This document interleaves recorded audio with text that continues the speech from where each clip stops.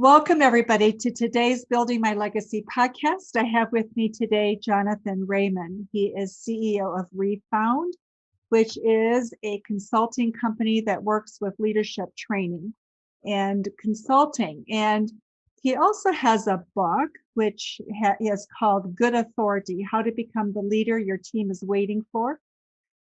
You have a lot of experience in terms of working with businesses, getting high performance, but looking at people having those transparent, honest conversations to really increase their ability to perform. So tell us, how did you get into this? What motivated you? Where did you get started? And how did you get into this?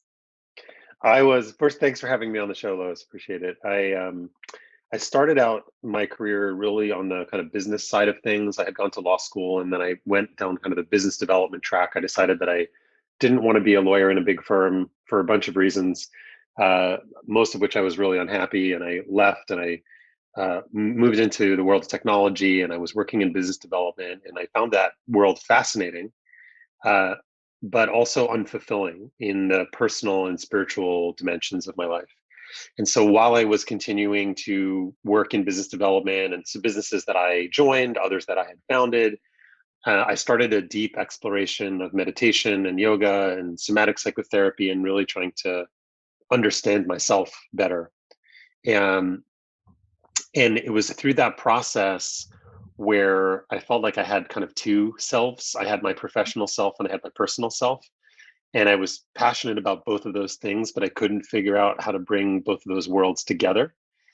And it became really important for me to do that because it was the tension between those two of who I felt like I was becoming in my personal life and my heart of hearts and things that really mattered to me and my values were getting further and further apart from the businesses that I was a part of and the people that I was being asked to support and to put up there as leaders. And so it was in that sort of crucible where I decided to leave the work that I was doing. I was the CEO of a business and I had a very deep dispute with the chairman of the board about our direction and our values. And I decided to create my own business, which is now Refound, to bring those two worlds together. How do we grow businesses? How do we build high performing cultures? How do we reach ambitious objectives and do that in a way that is deeply human, not surface level marketing, sort of greenwashing, like, oh, we're a people first business, but actually do that in a way where human beings are brought along for the journey and they get to become better versions of themselves as part of the journey of becoming a better, more profitable, more sustainable business. So that's how I got into it. I love working with people. I love working with CEOs and presidents who face these unbelievable challenges, right? Of trying to reach these goals, trying to do it in a human way, in an incredibly chaotic world. So I feel very privileged to work with the people that I do and get to be part of those conversations. So how do you begin that conversation? How does the CEO come to you? Because Mm, especially right now, we're hearing that people are really running very fast to try and catch up on lost revenue. yep. And so how are you going about having these conversations? Historically, it's been a word of mouth type of thing. Is that people have said, hey, you should call Jonathan, and of course, I have a team, an amazing team of people who do a lot of things better than I do. But it'll usually start with a CEO, sends me an email through our website. It's pretty simple, Jonathan@refound.com. They'll send me an email and say, hey, I heard you talk on this podcast, or a friend of mine said we should talk. And the first thing that I try to do is really understand the nature of the world that they're in. One of our core values is meeting people where they are. And having been a CEO multiple times and as a CEO today, it's very easy to talk about leadership development and management training and all this kind of culture stuff in an abstract way. And that's not helpful for a CEO because that doesn't make sense to the revenue goals, profitability goals, timeline goals that they have. So I really try to understand the world that they're looking at. And I feel like it's my job to start to weave a story to say, okay, well, let's talk about how that might be connected to the behavior of your leaders, to the behavior of you, to your behavior, to some of the dynamics in the culture. And what I found is if I'm really present and really engaged and I ask the right questions, it's not that difficult a conversation to have. There's an art to it for sure. Um, but I find like with CEOs, like most people in life, if you meet them where they are, you're much more likely to have a collaborative and productive conversation than coming in and saying, "We've got this solution for you." I think Right. that ship has sailed. So I ask a lot of questions, and I try to add value right away. I try to say, "Hey, well, my sort of personal commitment is anytime I'm on the phone with somebody, whether they're a CEO or someone on my team, is I don't ever want them to leave that conversation without something to think about, right? Not necessarily something to do, but something to think about. So that's how I approach it. So what I'm hearing you say, Jonathan, is really from the CEOs when they call, they're if they've got a board of directors, they've got to be responsible for growth strategies. They've got to be responsible for the bottom line for the what's happening to the shareholders' wealth, right? And and so you meet them where they are when they're in that fast game of needing to move quickly, having the time to have that discussion about what's happening within their organization um, is quite an interrupt that you are creating within their minds, right? I haven't found that to be the case, Okay. but I may be fortunate. I mean, I think sort of the I've been we worked really hard to create credibility as a brand and with the book, and people, they're coming to us. We're not knocking down doors and saying, "Hey, you really need to have this conversation with us." They're coming to us and they're saying, "Hey, I think I might need to have this conversation with you." And so that's the nature of our business. I mean, we're not a huge business. We're working with 10 or 12 companies at a time. Uh, so so we've been in that position of people coming to us and and we'll wait until they're ready, right? I had a CEO that I was talking with the other day, and we had a half an hour conversation. He said, "This is super interesting. I really want to do this, but like, can we do this in January?" I said, "Yeah, sure. You call me when you're ready. Like, I'll be here. We're not going anywhere, right? We're busy. We got plenty to do. It's gotta happen at a time that makes sense." And typically what will happen is if you give people permission to do it later, they'll call you back sooner. And so I got an email back from this person 3 weeks later, a month later, saying, "Hey, by the way, I'm seeing some of the issues that we talked about on the phone. Can we have another conversation?" Well, let's talk So about those issues. What are the things that CEOs are feeling and seeing that make them pick up the phone and call you, Jonathan? uh, we could probably cut in a few different ways, but I would say the primary motivation for people calling Refound and calling me is, I don't know how to get my leaders to look around corners with the precision and with the urgency that I do. And so I know they're working hard. I know they're good people. They have expertise in their domain, but they're too much in the weeds day to day. They're too much hand holding their teams. They're too in it. And I don't have these are my words, and they don't necessarily articulate it exactly in this way. But I feel like I don't have a group of leaders that are really thinking about the future of this business, the future of this enterprise, with the precision, with the urgency, and with the level of context that I need them to. And I'm frustrated. What do I do? And that's usually where the conversation starts in one form or another. And then the sequela to that is, we've grown a lot. We have all of these managers who've come in. They're smart people, they're good people, they're talented, whatever. But I don't, so a lot of times people say things like, I'm not exactly sure what it is, but I know we're not optimized as a business. Like, we have a lot of people, we have a lot of overhead. If people are working hard, I get that, but I don't see, it feels like we're starting to slow down. It feels like we're starting to get bogged down in too much process. And, we're, too much past the buck and too many, all the classic things that happen in an organization as it grows, because we spend much more time thinking about sales, the next sale, than the next conversation, right? And so as a result, we bring in a lot of sales. We're lucky, uh, but we didn't invest in the conversations, and so those two things start to create a lot of friction. So what keeps them really from moving ahead? They see what the need is. What keeps them from being able to do something about that? You would think that smart people can have these conversations, right? Yeah, yeah.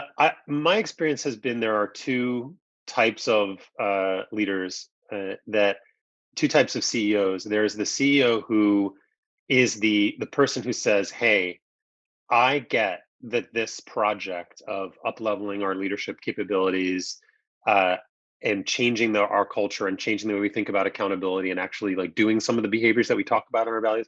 I get that I have the biggest influence on whether or not that project succeeds. And so I'm here, I'm in, I'm going to lean in, uh, I'm going to be going to those sessions just like everybody else. And I need a coach just like everybody else." There's that type of CEO. And then the other type of CEO, which is interesting, is the type of CEO who will say that, but not mean it. It's Okay. not that they, right? So they, both types of CEOs will say that, and it's hard to tell at the beginning which ones mean it and which ones don't. Because CEOs, we're good salespeople, right? We're good at telling a story. We're good at having, and we've got a lot of power. So we're good at causing us people to believe us in what we say. And the proof is in the pudding, whether they actually do that. And I've had CEOs of very large companies go both ways, right? I've had a CEO of a Fortune 100 company, and I said to him, I said, "Look, here's what I want you to do. We're going to run these. This was pre-COVID. We're going to run these events, and we're going to bring 25 of your leaders. There were 400 leaders in this program. We're going to bring 25 of your leaders together, uh, for this kickoff event, and we're going to run it 16 times. And I want you to come every one of those times." He's like, "Great, put it on my calendar. I'm there." And he did it every single one without fail. He showed up every single time, sat at the front of the room and said, "Hey, everybody, here's why this matters. Here's my contribution. Here's what I know I need to do differently. Please lean in. Please, I know it's uncomfortable. I know you got a million things going on. This is really important. If we don't get this right, nothing else matters." I've heard, that was a client of mine. I've heard that with other clients, with clients of other people, where CEOs will say, "Look, it's got to be me. If I'm not going to invest in this, let's not waste our time and our money, hiring Refound or some other, consultancy to come and help us. It's a waste of time." Because the first thing everybody will say is, "Well, that's nice. Why isn't he doing it?" Right. Sometimes she, but why isn't he doing it? So it's really ownership, Yes. right? And I think part of what you're doing, from what I'm hearing you say, Jonathan, is that you're getting people to buy into the fact that they are owners of the Yes. results. Yes. That's a And mind shift. yeah, well, it is a mind shift, but I hold clients accountable. Like I don't, life is too short. Like I don't want to mess around with that other type of. It's like there are too many good CEOs, good-hearted CEOs who, with a little bit of guidance and some good conversations, can pivot, can do the can are capable of doing the right things. So the ones who want to sell me a bill of goods and tell me it's everybody else, like I don't have time for that. So we'll have those conversations, and we'll get there. But I hold people accountable, right? And if clients don't do their part of the work, then we fire them. Like I sat down with a Silicon Valley CEO, a couple years ago, and it was a time when we needed business, and we weren't in a great run. And this guy was like, he thought he was Beyonce basically. And I'm just like, "Look, I don't think we're the right fit. Like, I need much more humility from you than you're." And he was a nice guy. He was smart. He may have even been brilliant in his industry, but that's not going to work. You can find somebody else. Again, find somebody else. Being smart, sometimes it's our own worst enemy, right? It is. It We is think indeed. we have all the answers and we don't. Yeah, and it's ironic because like we work with a lot of engineering heavy organizations, highly technical. That's the way of the world these days. And I find it's ironic to me that people who are incredibly smart and gifted in a particular technical area, it could be engineering, could be law, could be finance, marketing, whatever, that I don't, it's hard for me to compute. Like, why is it so hard to say, you know what, I'm really good at that, and I really suck at this other thing? Like, why is that so hard? I don't understand it. I don't get it. Like, you're great at this thing. Can't you? Isn't it okay that you suck at this other thing? We can help you, but we can't help you until you admit that you suck at it. Right. But I think it's because of the way we're socialized through our Yes, education process. And it's also what happens in the corporate world. You think that if you've got a weakness, it gives people a reason to let you go. yeah, And so there's a lot of fear that operates under indeed. that truth, that truthfulness that you really need. There's a guy who wrote a writer who wrote a great piece. I'm a surfer, and he wrote a great piece about surfing. And one of the things that he loves about it is that he's bad at it. And that's one of the things that I love about it, is I'm not good at it. I'm okay, right? I'm like, I wouldn't say I'm bad at it, but I'm not good at it, right? But I love it because I go out there in the morning and I'm humbled by the ocean every single time, right? Even I think I caught a great wave. The next wave knocks me on my head and I'm held underwater, and I think I'm going to die for 3 seconds, right? It's like, I wish in schools we graded kids on their ability to be bad at things and not only on their ability to be good at things. Or their ability to self-appraise and say, this is where my strength is, and I'll use that strength to help me with this other piece, That too. right? Where do you see business heading? With what you see happening, I'm hearing you say that there's a trajectory with CEOs that are like this in two different paths, right? Hmm. So where do you see business heading and the future, really, in terms of how we're going to see growth and how we're going to see businesses operating? Well, I'll start by saying my bias is definitely North American bias. The vast majority of our clients are here in North America, some internationally, but most of what I'm going to say is from that perspective. I think we're going to see a lot more employee activism and demand that the company live by a set of values that employees align with. And I think you saw recently, Amazon came out, Biden administration came out and said, "Hey, we're going to increase the tax on corporations. You got to pay your fair share." And I wasn't there in the room, but I'm sure the powers that be at Amazon said, "Hey, what do we want to say about this? Do we want to be on the side of corporations who are saying, yes, we need to pay our fair share, or do we want to not be that?" And I'm sure the voices that they were hearing in their ears was largely their employees, their high paid, talented, and low paid people who are like, I want to work someplace that cares about the world. I want to work someplace that cares about the planet. And that's what's happening, is people are increasingly unwilling to tolerate a disconnect between the company that they work for and what they want to see out in the world. And then we're at the beginning of that with respect to uh, you know, LGBTQ plus issues, all the stuff around people of color, women of color, and technology in particular is an issue we've been talking a lot about recently at Refound.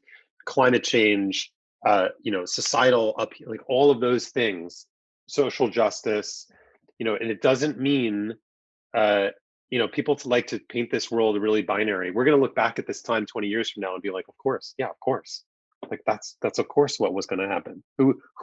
Who thought that that wasn't what was going to happen? They are nuts. But that's where the world is. Our time is almost up, Jonathan. It goes very, very fast. You've got so much to offer. What if we left out that people should think about, that we've missed? There's a tool that we teach, which is very impactful for our clients, which I want to share with your audience, which is called the accountability dial. And a lot of what we've been talking about is our ability to have conversations, our ability to be vulnerable, our ability to be transparent in the right ways, to have the right boundaries at work. And I found personally that I needed a tool, and couldn't find one that spoke to me. So we created the accountability dial as a way to start and manage difficult conversations. So you can locate, where am I? Am I at the beginning? Am I at the middle? Am I at the end? It's a 5-step process for how to start and manage all sorts of workplace conversations. And it's a really powerful tool that I hope people will check out. Would you mind Yeah. just briefly explaining each of those parts to the Oh, audience? sure. That would be fabulous. Absolutely. So the 5 stages are the mention, the invitation, the conversation, the boundary, and the limit. The mention is that first, hey, I noticed such and such. I didn't know what to make of it. I don't want to make a grand, theory of the universe out of it, but I noticed this. Can you tell me more about it? I don't need a solution right now. I'm asking a question, a genuine question. That's the mention. The invitation is when we see that thing happen a couple of times and it's not resolved. Hey, I noticed we talked about this in the hallway or on Zoom the other day. I've actually noticed a couple other things that I think are related. It seems like it's a bit of a pattern. I'd love for you to reflect on that. And, can we talk about that, this afternoon or in our next one-on-one? Second stage of the conversation. The third stage is the conversation, which will often happen inside of a one-on-one, which we're talking about the impact. Hey, so we've been talking about this pattern.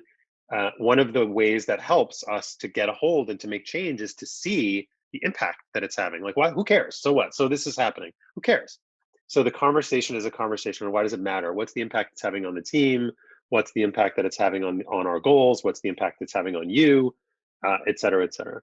The fourth stage is the boundary, where we agree, and this is not a performance improvement plan. We're not going to HR. Most managers are way too quick. They abdicate their responsibility as people leaders to HR way too quickly in the dynamic. The boundary is simply that. It's like, hey, we've been talking about this, and we're at a point now where it needs to change in a demonstrable way, or it needs to change more quickly. Let's say it's changing a little bit, but it's not changing fast enough. Let's agree on a boundary. What does change look like? By when, right? And how will we measure it? And what will happen when we reach that? So it's a conversation, all of these 5 stages.